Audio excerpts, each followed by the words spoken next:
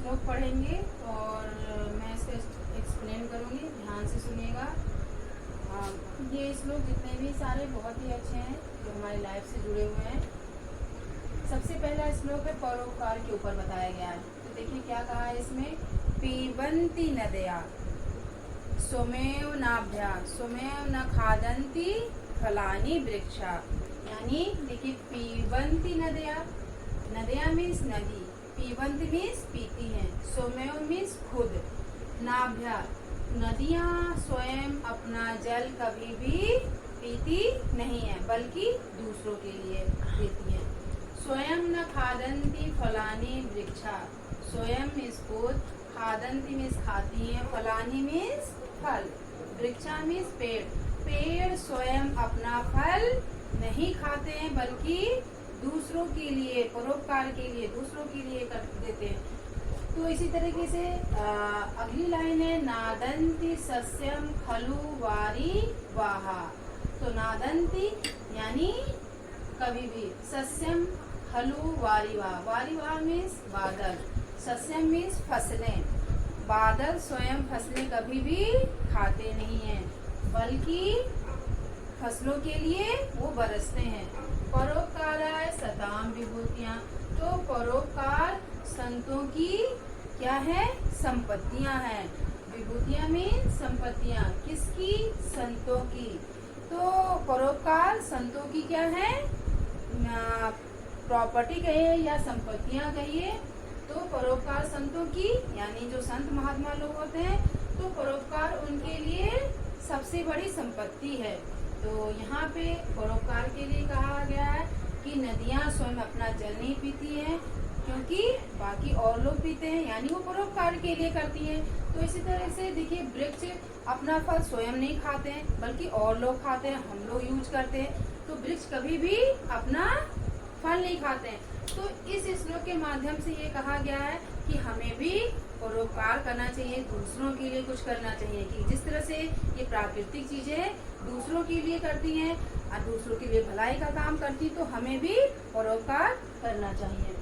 Second श्लोक है मातेव रक्षति। मातेव मीन्स माता की तरह, रक्षति मीन्स रक्षा करती हैं यानी देखभाल करती हैं।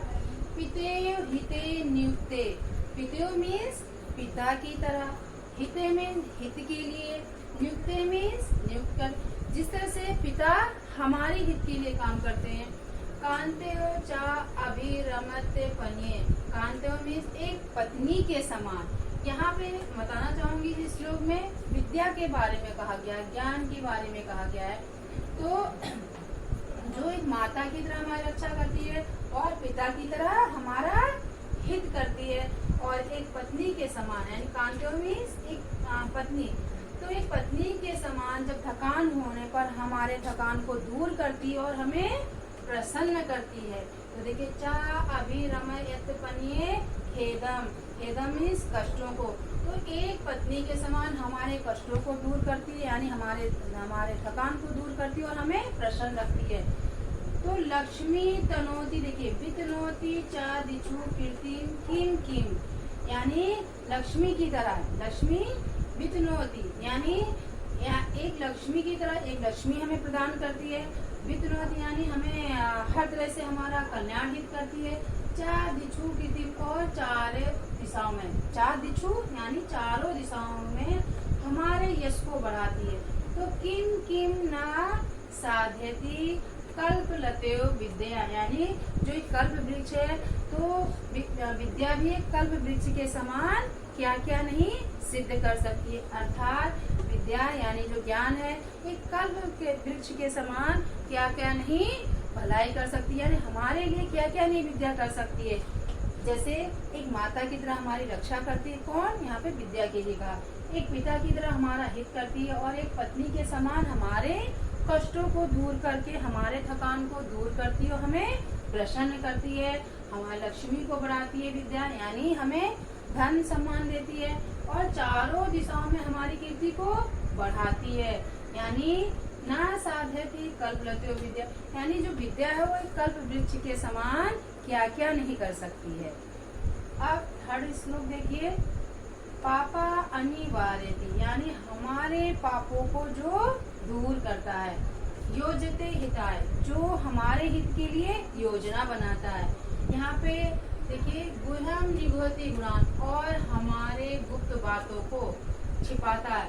प्रकटी करोति, और हमारे गुणों को प्रकट करता है। गुह्यम निगुहति यानी गुप्त बातें, यानी गुप्त बातों को जो छुपाता है, और गुणान प्रकटी करोति, और हमारे गुणों को प्रकट करता है। आपदगतम यानी मुसीबत आने पर, च न जहाति ददाति काले, जो मुसीबत आने पर हमारा साथ नहीं छोड़ता है।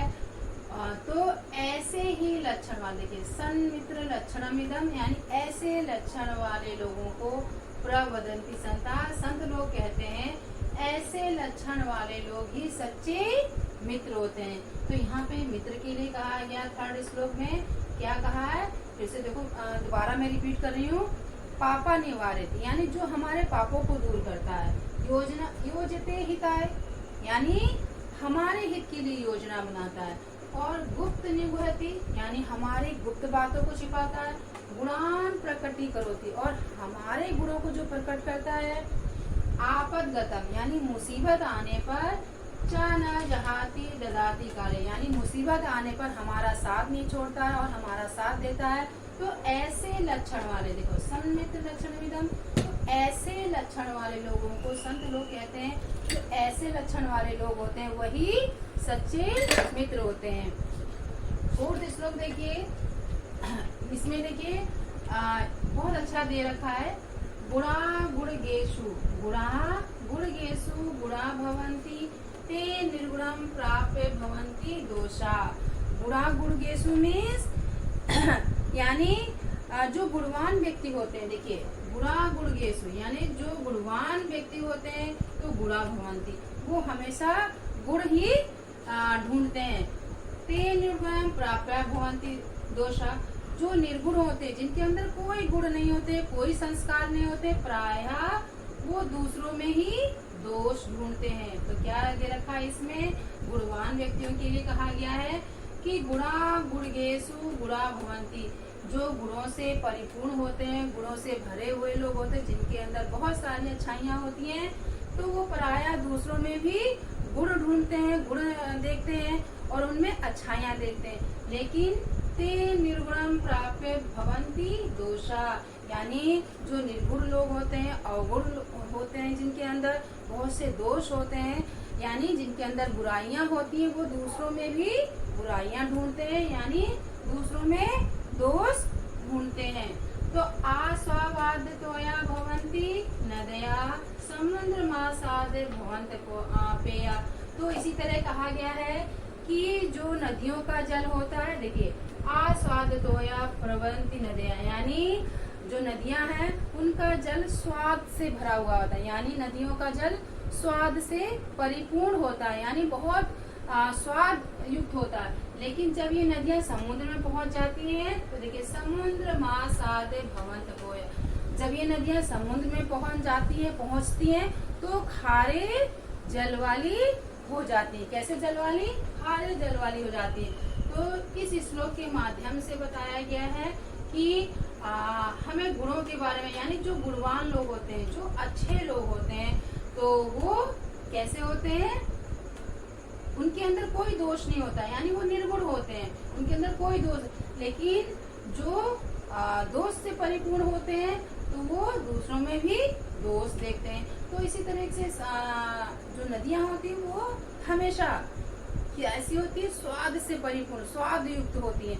लेकिन जब ये समुद्र में पहुंच जाती है, यानी समुद्र का जल कैसा होता है, खारे जल वाला, सारे नदियों का जल वहां आकर इकट्ठा हो जाता है, यानी वो गंदगी से भर जाता है। तो वो नमकहीन, स्वादहीन, यानी उनके अंदर कोई स्वाद नहीं होता, बल्कि वो खारे जल वाला हो जाता है। तो इसी तरीके से इसमें गुणी व्यक्तियों के बारे में बताया गया है।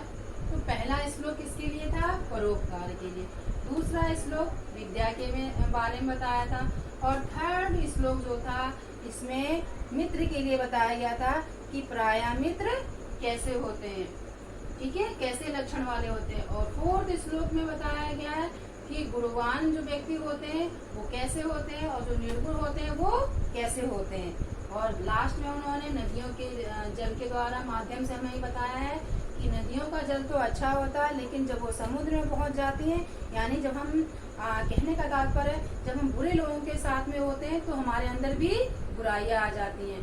वैसे प्रायः जो अच्छे लोग होते हैं वो अगर बुरे व्यक्ति के संपर्क में आते हैं तो वो उनके अंदर भी दोष उत्पन्न हो जाते हैं। तो इसके माध्यम से बता मैं 5th श्लोक एक और लिखना चाहूंगी, इसको भी एक्सप्लेन करूंगी, ध्यान से सुनिएगा।